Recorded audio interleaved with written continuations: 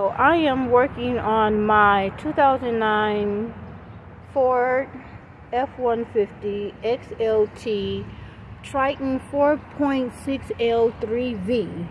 That is the airflow chamber I took off, and I am actually trying to replace the engine oil dipstick tube. I'll show momentarily.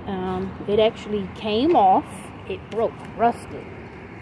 And so I'll show you what that is. And it's this part right here. So the oil, it broke right here, rusted. So I am climbing up on here. And so I took that airflow off with a flathead screwdriver and a pair of pliers. I have no idea. And to take it out, you need a ratchet. And this says it is a, what inch is this? I don't know. Hold on, I'm gonna tell you what inch this is in a moment. This is a 5/16. This is what takes the bolt off of here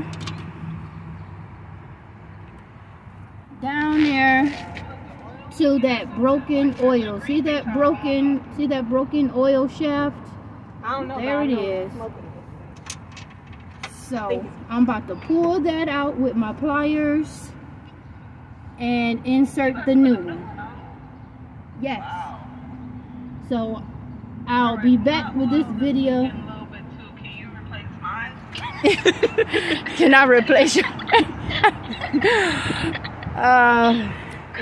So again, this is a 2009 Ford F150 XLT.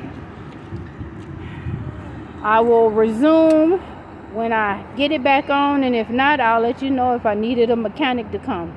And women, yes, this can be done. There are so many women doing their own you can.